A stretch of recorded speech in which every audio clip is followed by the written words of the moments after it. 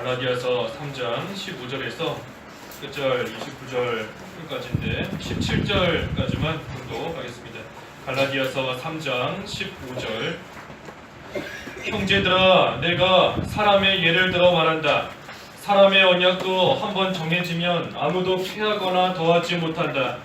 하나님께서 아브라함과 그의 자손에게 약속들을 주시면서 여러 사람을 가리켜 그리고 내 자손들에게 라고 하시지 않고 오직 한 사람을 가리켜 그리고 내 자손에게 라고 하셨으니 이분이 곧 그리스도이시다.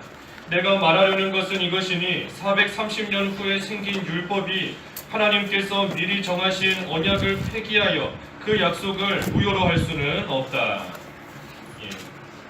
끝절 29절까지 본문이고 제목은 하나님의 약속과 율법입니다. 하나님의 약속과 율법. 하나님의 약속과 율법.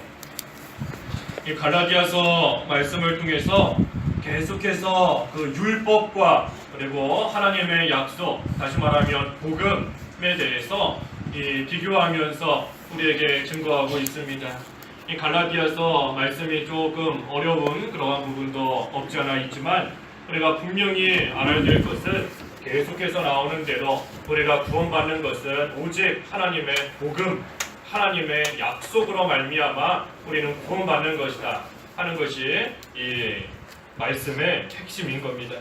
그래서 오늘도 이 율법과 약속과 율법에 대해서 쭉 증거하면서 특별히 오늘 본문 중에는 그렇다면 그 율법이 우리를 구원해 줄 수 있는 것이 아닌데 하나님께서 그 율법을 우리에게 왜 주셨는가 하는 것에 대해서 또 쭉 기록이 되어 있습니다.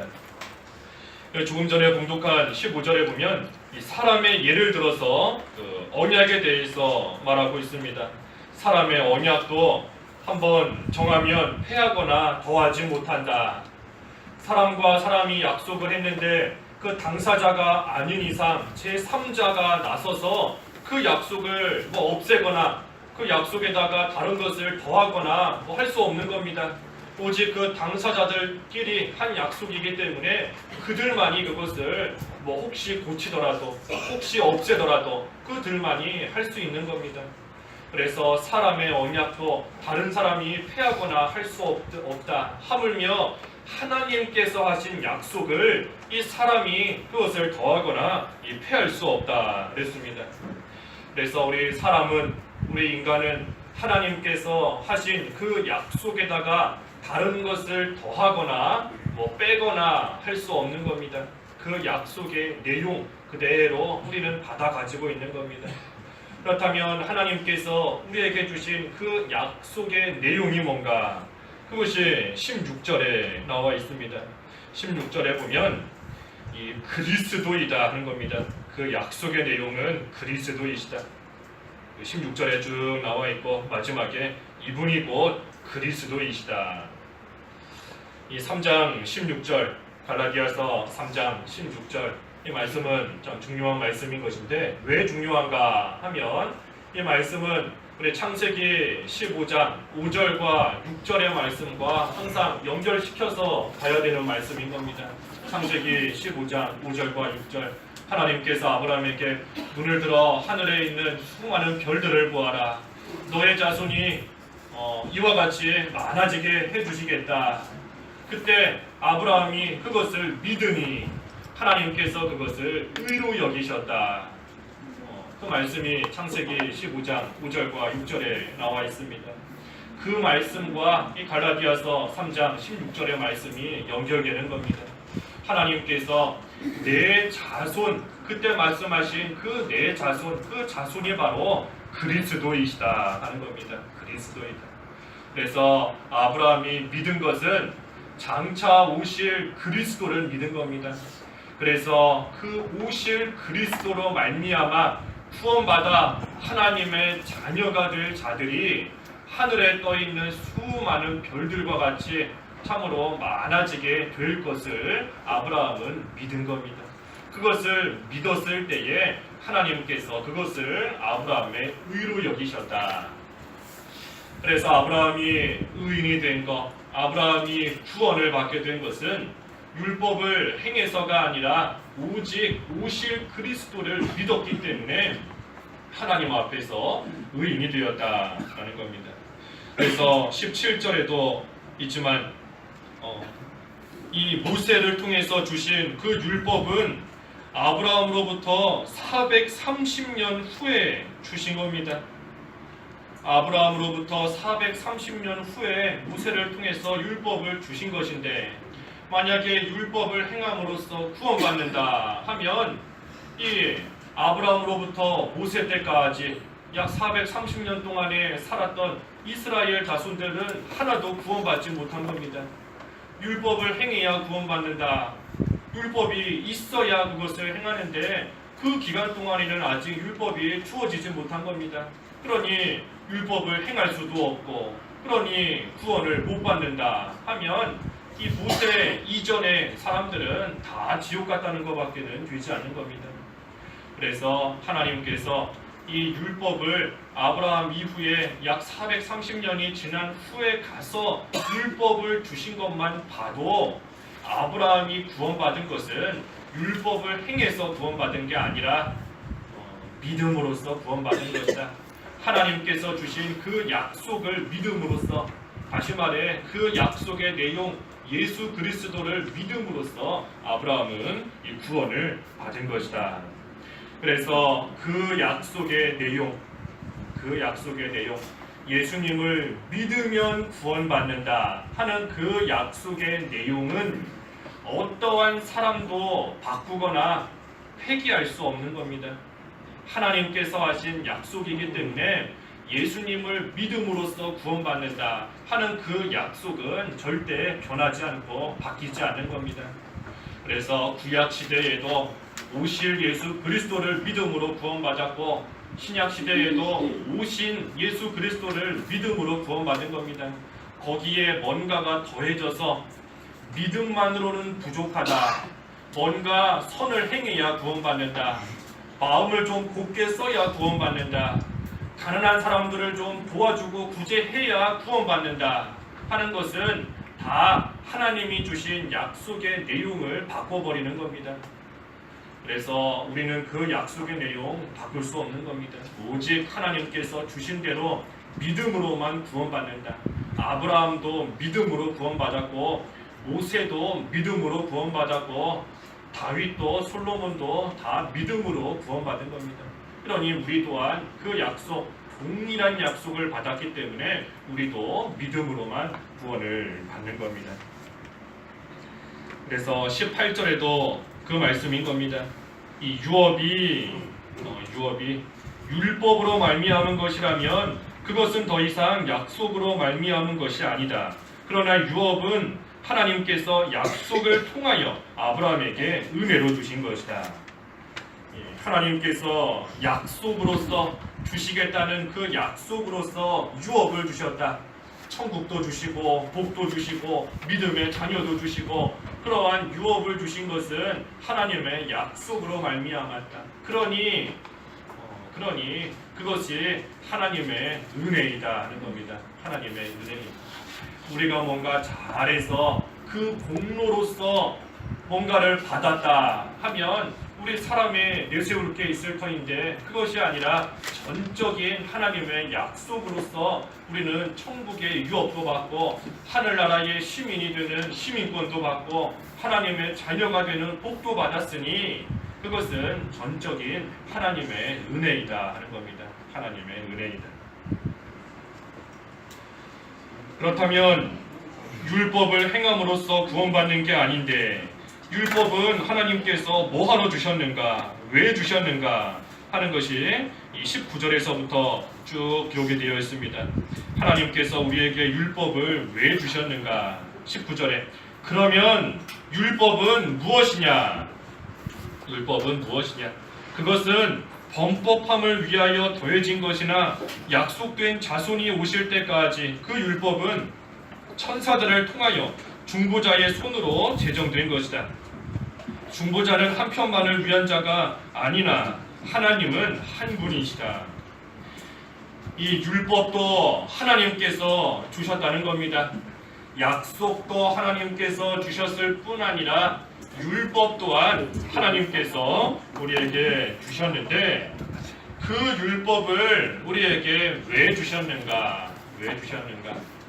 우리 여러 가지 이유들을 좀 생각해 볼 수 있지만 크게 보면 세 가지의 이유로 정리해 볼 수 있습니다. 세 가지 이유로 율법을 우리에게 왜 주셨는가? 먼저는 그 죄를 깨닫게 하기 위함인 겁니다. 죄를 깨닫도록 하시기 위해서 우리에게 율법을 주셨다 그랬습니다. 죄를 깨닫게 하기 위해서. 여기 아까 19절에 그랬지 않습니까? 율법이 무엇이냐? 그것은 범법함을 위하여 더해진 것이다. 이 죄를 깨닫게 하기 위함인 겁니다.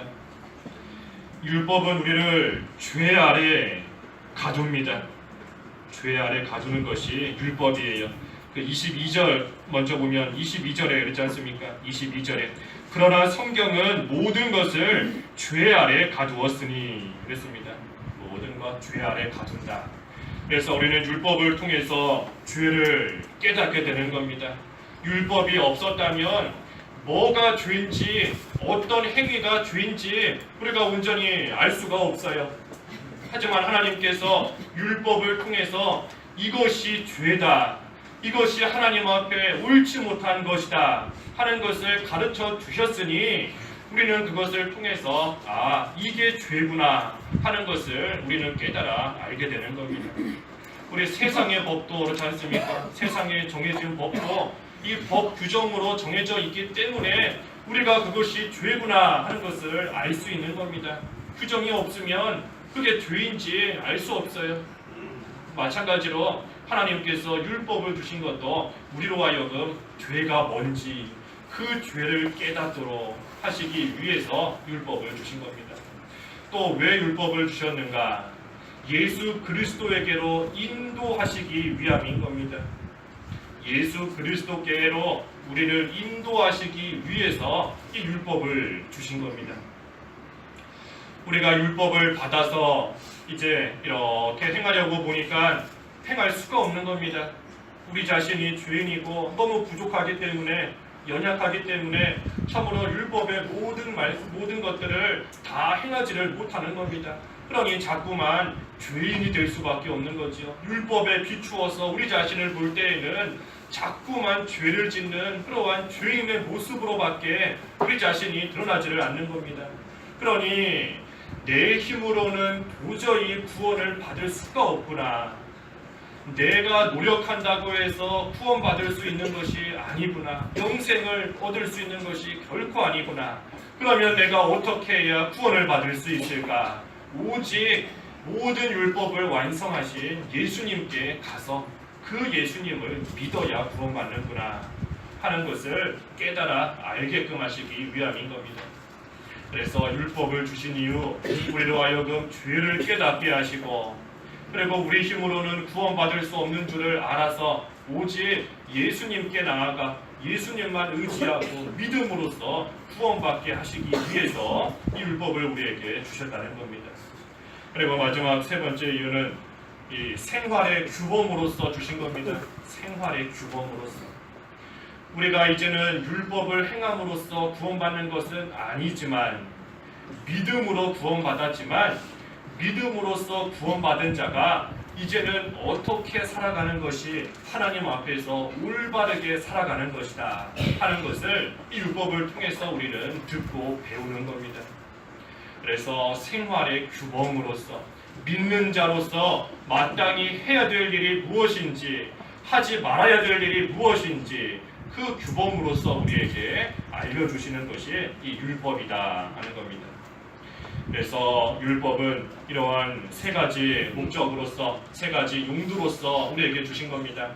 율법을 행함으로써 구원받게 하시려고 주신 게 아니라 죄를 깨닫게 하고 예수님께로 나아가게 하고 그리고 구원받은 자로서 이제는 하나님 앞에서 어떻게 살아가야 되는지 알려주시는 생활의 규범으로서 하나님께서 주신 것이 바로 이 율법인 겁니다. 그러니 이 율법이 하나님의 약속과 반대되는 것이 아닙니다.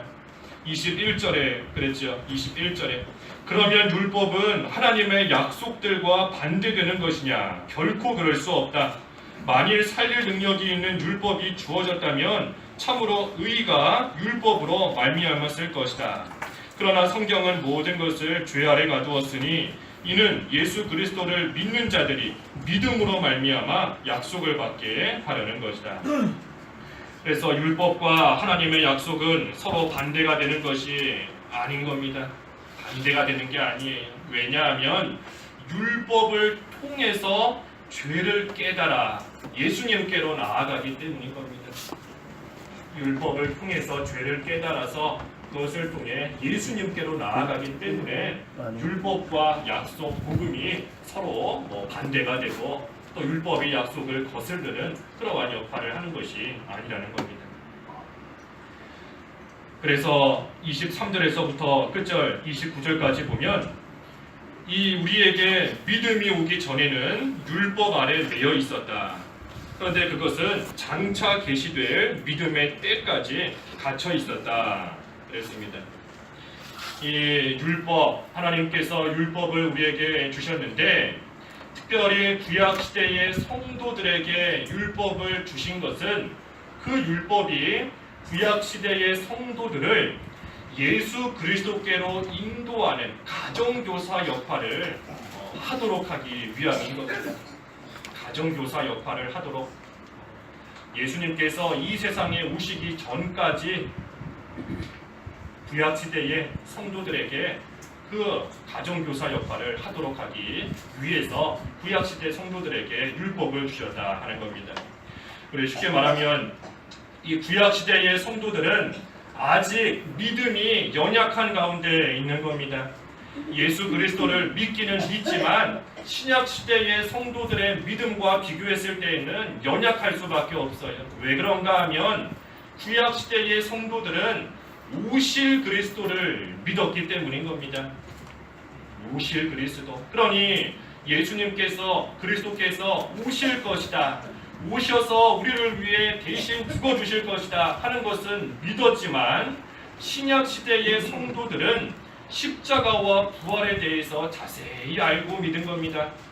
예수님께서 어떠한 일을 행하셨는지 어떠한 분이신지 십자가에서 어떻게 죽으셨고 3일 만에 어떻게 부활하셨고 지금은 또한 하나님 우편에서 무엇을 하시고 또한 장차 재림하실 것에 대해서 이미 오신 예수 그리스도를 믿는 신약 시대의 성도들은 그러한 것들을 잘 알고 있지만 구약 시대의 성도들은 그만큼 알지를 못하는 겁니다. 그저 오실 그리스도, 앞으로 오실 것이다 하는 것에 대해서 믿는 정도에 머물러 있는 겁니다. 그러니 믿음이 아직은 연약한 그러한 구약 시대의 성도들에게 가정교사와 같이 하나님께서 하나하나 다 가르쳐 주시는 겁니다. 하나하나 가르쳐 주시는 거예요. 우리 예를 들어서 어르신분들 그 스마트폰 요즘은 많이 쓰시죠. 근데 스마트폰 처음에 쓰려고 하면 젊은 사람들은 많이 써봤으니까 쉽게 쓰지만 이 안 써보신 분들은 쓰려고 하면 어려운 겁니다. 뭐가 뭔지 모르겠고. 그러면 어떻게 해야 되죠? 설명서 꺼내서 찾아보는 겁니다. 설명서를 꺼내서 보면서 이 기능은 이거구나. 이거를 누르면 이렇게 되는구나 하는 것을 그 설명서를 보면서 하나하나 알 수 있는 겁니다. 구약 시대의 성도들에게 율법이 그와 같은 역할을 한 겁니다. 그와 같은 역할. 가정교사와 같이 하나하나 가르쳐 주시는 거예요. 하나하나. 그래서 하나님께서 기뻐하시는 것은 이러한 일이다. 하나님 앞에 죄가 되고 하나님이 싫어하시는 일은 이러한 것이다. 율법을 통해서 하나하나 일일이 다 가르쳐 주시는 겁니다. 심지어 성막을 지을 때에도 성막을 지을 때에 실은 이러한 실을 써야 된다. 이거를 만들 때는 이렇게 해야 된다. 크기는 몇 규빗이 돼야 된다. 하나님께서 구체적으로 다 알려주신 겁니다. 제사할 때도 아무 짐승이나 제사하지 말고 하나님께서 받으시는 짐승의 그 제사할 짐승들은 이것이니까 이러이러한 짐승들로 제사해야 된다. 하나님께서 어린아이를 가르치시듯이 일일이 하나하나 다 설명해 주신 것이 바로 율법인 겁니다. 그래서 오실 그리스도를 믿는 그러한 구약시대의 성도들에게 가정교사 역할을 하는 것이 바로 이 율법이었다 하는 겁니다. 율법이다. 하지만 그러한 율법의 가르침은 결국은 예수 그리스도를 향하고 있는 겁니다. 구약시대의 모든 제사나 또 모든 제도나 모든 것들이 향하는 것은 바로 예수 그리스도인 겁니다. 그러니 그 율법을 통해서 결국은 그리스도로 나아가게 되는 겁니다. 그래서 이제 그 구약시대 성도들에게 24절에 그랬죠. 24절에 율법이 그리스도께서 오실 때까지 우리의 가정교사가 되었다 그랬습니다. 오실 때까지 가정교사가 되었다. 하지만 25절에 그러나 이제 믿음이 왔으므로, 이 믿음이 왔다는 거 예수 그리스도께서 오셨다는 겁니다. 이제는 오신 그리스도를 믿는다는 겁니다. 그래서 그리스도께서 이제는 오셨으니 믿음이 왔으므로 우리는 더 이상 가정교사 아래에 있지 않다. 있지 않다. 너희는 모두 그리스도 예수님 안에서 믿음으로 말미암아 하나님의 아들들이 되었으니 누구든지 그리스도와 합하여 세례를 받은 자는 그리스도로 옷 입었다 그랬습니다. 그래서 이 율법은 그 율법의 완성이신 예수 그리스도께서 오실 때까지 가정교사 역할을 한 것이고, 그러니 이제 우리는 더 이상 그 가정교사 아래 있지 않다. 그래서 우리는 믿음으로써 하나님의 아들이 되었고 또 그리스도와 연합하여 이 그리스도로 옷 입은 그러한 자가 되었다는 겁니다. 다시 말하면 그리스도로 인하여서 이제는 다 의인이 되었다는 겁니다. 의인이 되었다. 그래서 마지막 28절과 29절에 그것은 차별이 없다 그랬어요. 차별이 없다. 유대인이나 헬라인이나 종이나 자유인이나 남자나 여자나 차별이 없으며 너희는 모두 그리스도 예수님 안에서 하나이다. 너희가 그리스도께 속한 자이면 아브라함의 자손이요 약속에 의한 상속자이다. 그래서 믿는 자는 누구든지 차별 없이 예수 그리스도 안에서 하나가 된 겁니다. 누구든지 하나가 되었고 아브라함의 자손이 되었고 하나님의 약속에 의한 그러한 상속자가 되었다.